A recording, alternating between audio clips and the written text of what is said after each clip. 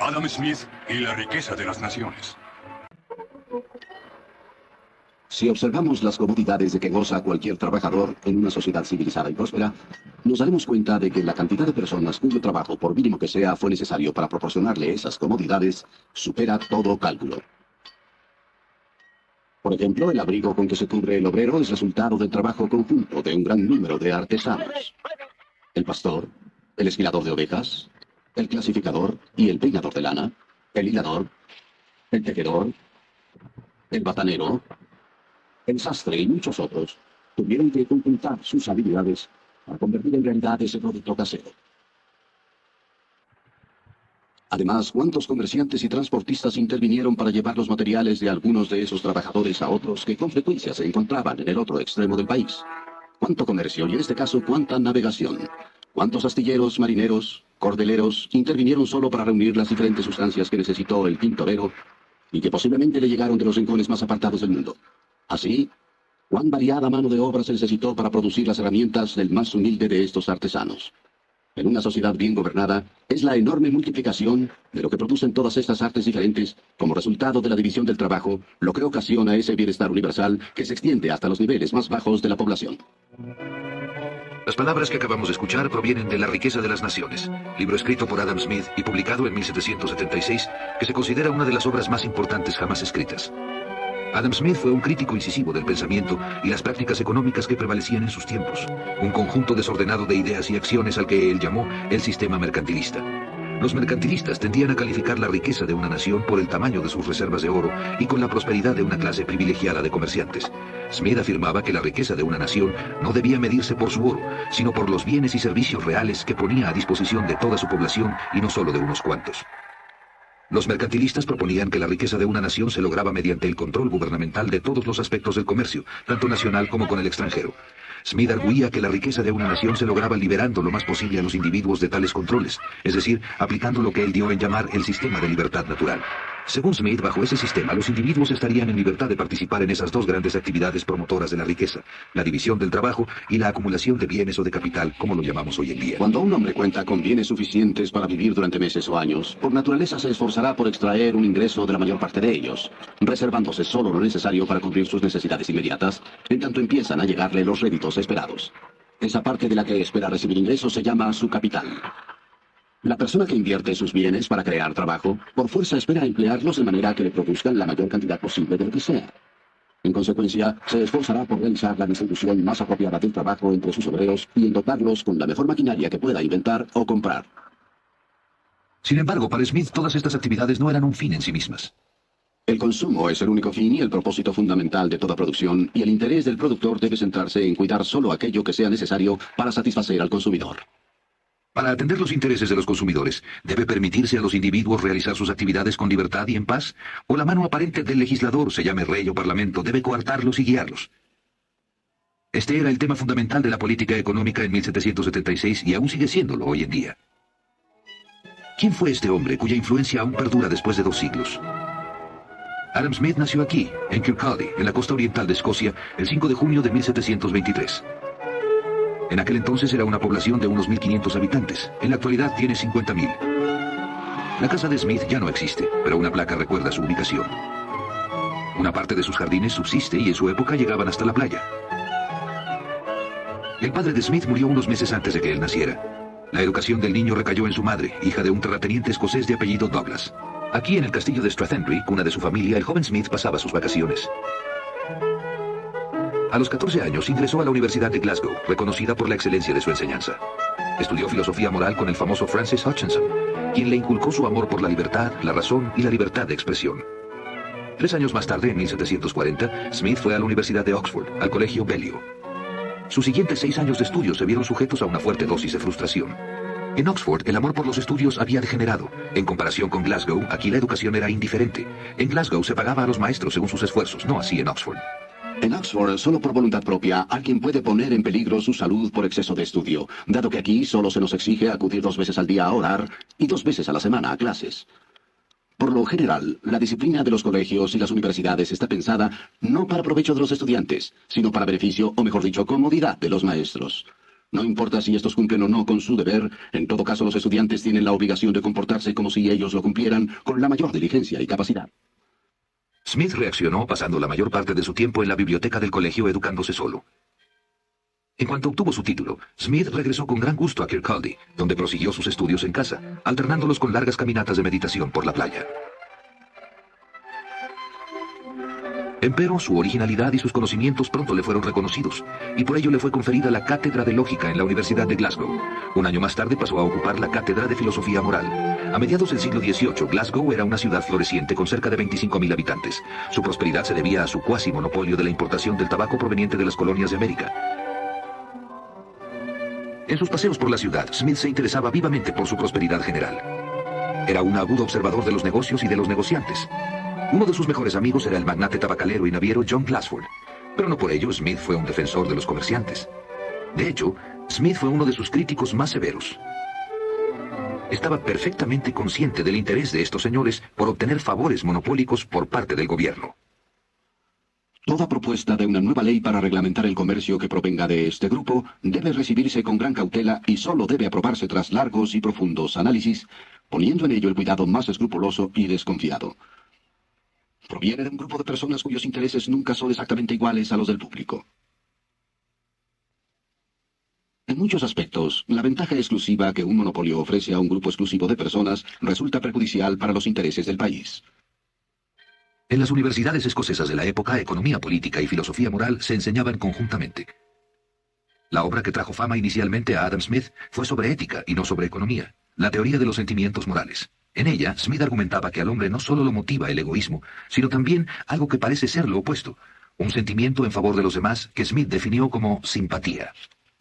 Por mucho que se pretenda calificar de egoísta al hombre, es evidente que en su naturaleza existen ciertos principios que lo llevan a preocuparse por los demás y que hacen que el bienestar ajeno le sea necesario, aunque lo único que obtenga de ello solo sea el gusto de observarlo. La psicología de Smith consideraba que el hombre estaba sujeto a la interacción entre dos tendencias complejas y complementarias, egoísmo y generosidad. El libro surgió de sus clases en la universidad y fue sumamente bien recibido. Uno de sus alumnos, James Boswell, comentó: Los sentimientos del señor Smith son notablemente profundos y bellos. Su carácter es en verdad amable. Nada tiene de esa rigidez y pedantería que con suma frecuencia exhiben los catedráticos. En 1763, Smith, que estaba por cumplir 40 años, fue contratado por el ilustre Charles Townshend, quien admiraba profundamente la teoría de los sentimientos morales, como tutor de su hijastro Henry, tercer duque de Buccleuch. Ambos deberían pasar 3 años recorriendo toda Europa. Smith recibiría 300 libras anuales más sus gastos y además 300 libras de renta anual para el resto de su vida. Smith se benefició muchísimo con este largo viaje, en especial por sus relaciones con los economistas franceses. Finalmente, el joven duque y Smith llegaron a Toulouse, donde permanecieron año y medio. Allí, Smith empezó a sentirse sumamente inquieto. La vida que llevaba en Glasgow ahora me parece agradable y disipada en comparación con la que llevo aquí. He comenzado a escribir un libro para pasar el tiempo. Este libro iba a ser La riqueza de las naciones, cuya gestación duraría 13 años. Cuando terminó el viaje, Smith regresó a Kirkcaldy y dedicó toda su atención a lo que acabaría siendo su obra magna. Mi trabajo aquí es el estudio. Mis pasatiempos son largas y solitarias caminatas por la playa. Sin embargo, me siento en extremo feliz, tranquilo y satisfecho. Quizá nunca lo haya estado tanto en toda mi vida. Pero habrían de transcurrir otros 12 años antes de que el libro estuviese listo para imprimirse. Durante todos esos años de trabajo, Smith no descuidó su amplio círculo de amigos. Se reunía con David Hume y se escribía con Benjamin Franklin. Smith formó parte del círculo del Dr. Johnson, junto con Boswell, que fuera su alumno, Garrick el actor, Goldsmith el dramaturgo, el estadista Edmund Burke, el pintor Sir Joshua Reynolds y Robert Adam el arquitecto. Sus amigos lo instaban constantemente a que terminara su libro. Por fin, el 9 de marzo de 1776, el libro salió de las prensas y de inmediato fue aclamado, lo mismo en Gran Bretaña que en el resto de Europa. En los Estados Unidos de Norteamérica, la riqueza de las naciones fue estudiada con todo cuidado por líderes políticos, por John Adams, primer vicepresidente y segundo presidente del país. Las ideas meditadas durante 25 años habían cristalizado. Las primeras frases con que inicia La riqueza de las naciones ofrecen una magnífica relación de las consecuencias debidas a la especialización de la producción. El mayor avance de los poderes productivos de la mano de obra, así como gran parte de la capacidad, destreza y buen juicio con las cuales se dirige o aplica, parece ser los efectos de la división del trabajo. En la sociedad mercantil en su conjunto, los efectos de la división del trabajo podrán comprenderse mejor si se examina la forma en que funciona en ciertas industrias en particular. Analicemos como ejemplo algo tan simple como las actividades de un fabricante de clavos. Dada la forma en que actualmente se maneja este negocio, no solo todo el trabajo es una actividad singular, sino que se le ha dividido en toda una serie de operaciones, de las cuales muchas son a su vez actividades singulares. Un primer obrero estira el alambre, otro lo endereza, un tercero lo corta, un cuarto le hace la punta, un quinto lima el extremo donde irá la cabeza. Si armarlos es una actividad singular, pulirlos no lo es menos. Y de esta manera, la parte medular de la fabricación de clavos se divide en unas 18 operaciones distintas. Esta división del trabajo no tuvo su origen en la genialidad de algún ser humano que previó y se propuso alcanzar el bienestar general al que se da lugar. Es la consecuencia necesaria, si bien muy lenta y gradual, de cierta inclinación de la naturaleza humana que no pretende tales beneficios. La propensión a trocar, permutar e intercambiar una cosa por otra.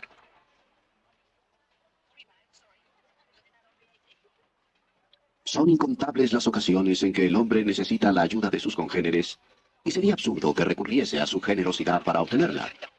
Tendrán más probabilidades de conseguirla si apela a su egoísmo y les demuestra los beneficios que obtendrán si hacen para él lo que les pide que hagan. Quien propone a otro un negocio de cualquier clase, le está ofreciendo hacer esto mismo. Dame aquello que quiero y tú tendrás aquello que deseas. Es el significado de cualquier oferta de este tipo. No podemos esperar nuestros alimentos de la generosidad del carnicero, por supuesto, del cervecero o del panadero, sino más bien de la satisfacción de sus respectivos intereses. Cuando acudimos a ellos, no apelamos a su altruismo, sino a su egoísmo, y nunca les hablamos de nuestras necesidades, sino más bien de sus beneficios. Todo individuo no cesa de buscar la inversión más rentable para el capital con que cuenta, y lo que tiene en mente es su propio beneficio y no el de la sociedad. Pero en esto, como en muchas otras cosas, una mano invisible le conduce hacia un fin que no forma parte de sus propósitos personales. Al perseguir su propio interés, con frecuencia promueve el de la sociedad, quizá con más eficacia que si se lo propusiese intencionalmente. Nunca he sabido que quienes se dedican a comerciar en favor del bien común logren buenos resultados. Smith arguye que en el sistema de libertad natural, el interés personal de cada individuo funcionando a través de la división del trabajo y la acumulación de capital genera beneficios para toda la sociedad.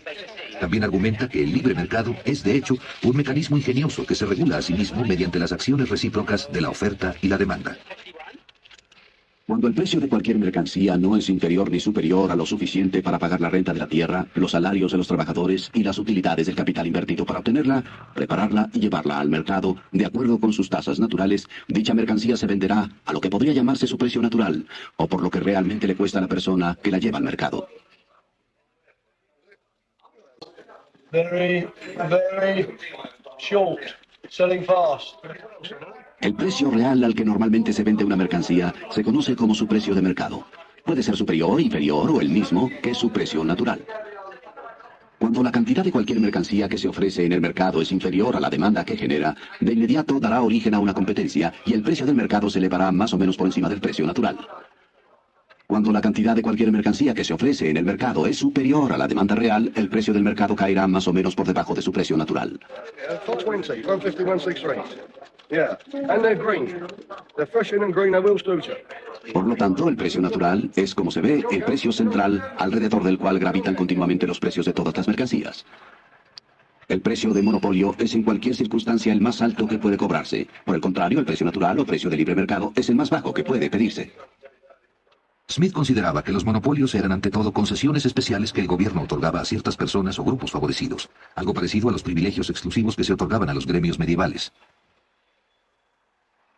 La pretensión de que los gremios son necesarios para la buena regulación del comercio no tiene ningún fundamento. Quien sepa cómo fabricar un producto en una forma adecuada puede realizarlo en los suburbios y después introducirlos en secreto a la ciudad lo mejor que pueda. Otro ejemplo sobresaliente era el sistema colonial británico, que funcionaba esencialmente en favor de los intereses particulares de ciertos comerciantes británicos.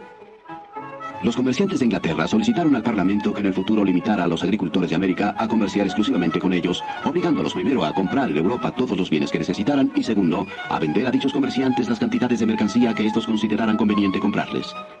Gran Bretaña prohíbe en forma terminante la construcción de hornos de fundición en todas sus colonias de América.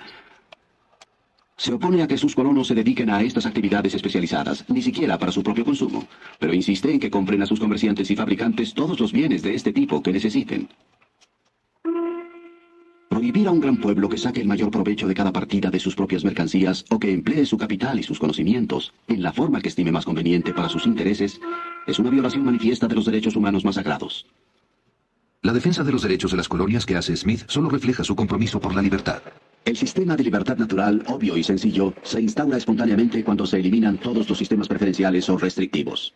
Mientras no violen las leyes de la justicia, todo hombre estará en total libertad de perseguir sus intereses como mejor le plazca y de poner a competir sus conocimientos y su capital contra los de los demás hombres o grupos de hombres.